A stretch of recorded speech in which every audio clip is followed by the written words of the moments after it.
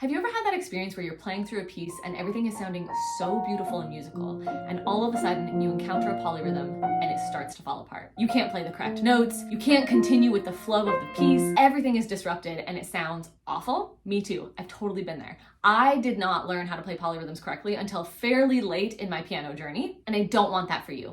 I want you to be able to play polyrhythms with ease and freedom and fluidity so that they don't disrupt your musicality. Now, in today's video, I'm going to share with you 3 steps that you can take in order to master polyrhythms. If you follow all 3 steps, you will get to the point that you can see a polyrhythm in any piece and that you'll be able to play it with ease. So the first step that you're going to take is you're going to count triplets correctly. Oftentimes I encounter people that are counting triplets as triplet, or 1 and 2 and neither of these is going to serve you when you are trying to count triplets in a polyrhythm.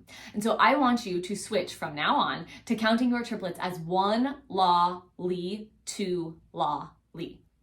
This gives the triplets a different syllable than any of the other subdivisions that you're going to be counting. And it ensures that when you put the 2 opposite of this triplet, you're going to have a way to count it where you can actually count both rhythms simultaneously so that you know that you are in fact accurately interpreting and playing the polyrhythm. Now this leads me to the second step, which is to visualize how the triplet and the 8th notes fit together. I actually like to draw this out, and I will often draw lines in my music showing where the triplet lines up with the 8th notes. So I'm going to throw this up on the screen for you so that you can see. And you'll notice that I have my counting of 1 la, li, 2 la, li in there because that's how we're going to count the triplet.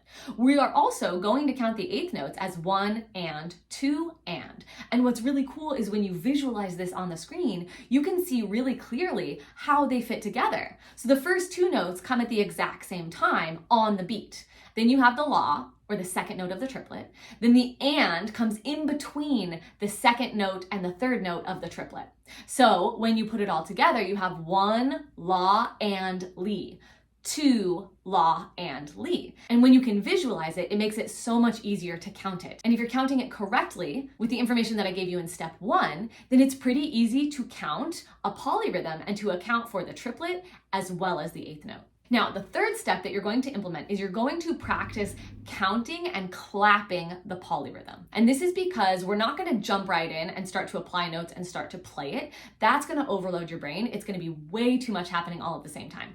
I want you to have a good sense of what the polyrhythm feels like and how to count it before you try to play it in your piece. And that means that you're going to have to spend some time with it, just working through getting used to counting it, getting used to actually saying those words out loud because it can feel like a mouthful, and then also getting used to clapping it.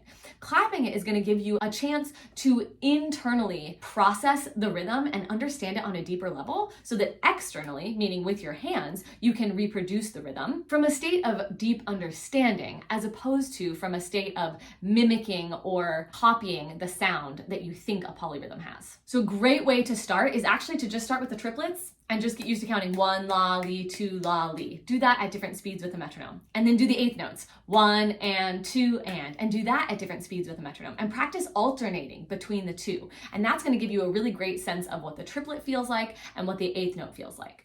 And then once you've done that, and you can actually do that for like several days, you don't need to rush through that process, do it until it feels easy to switch between triplets and 8th notes without pause or hesitation. Then you can actually start to clap and count the polyrhythm.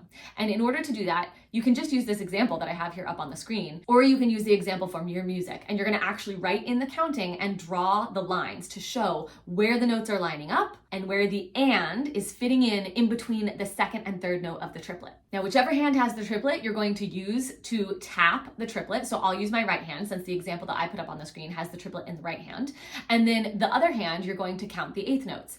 And you can start without the metronome. And again, at this point, we're really just starting to choreograph the feel of the tapping. It's probably gonna feel really robotic and unnatural at first, especially if you're new to polyrhythms, but set a timer for like 2 or 3 minutes to just do this over and over very slowly, because part of really getting the polyrhythm is going to be letting yourself feel it out a little bit. It's kind of a blend of an art and science. Like you have to be able to see it, you have to be able to count it and understand it. But in order to get to the point that that you really feel it and can reproduce it, it's gonna take some time and space to get you there. So I'll clap my triplets with my right hand, I'm gonna clap my eighth notes with my left hand, and I'm gonna practice counting it.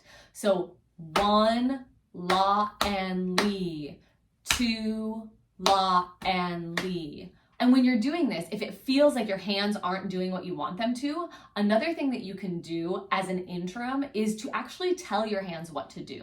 So the pattern that we're doing when we are playing a polyrhythm or when we're tapping a polyrhythm is together, right, left, right. In the case of my example, if your triplets in the left hand, then it would be together, left, right, left, together, left, right, left. And you can actually say the exact words that I'm saying, say together, right, left, right, and tell your hands what to do. And oftentimes if you do this like 5 or 10 or 15 times, it choreographs the motions enough that then you can switch back to the counting to actually internalize the beat and internalize the subdivisions of the polyrhythm. Now, once you can tap it with the correct counting, then you're actually gonna put the metronome to it. And that's where it's gonna become a little bit more challenging because you're gonna have to fit it within the context of a beat. And I would recommend starting very, very, very slow with this.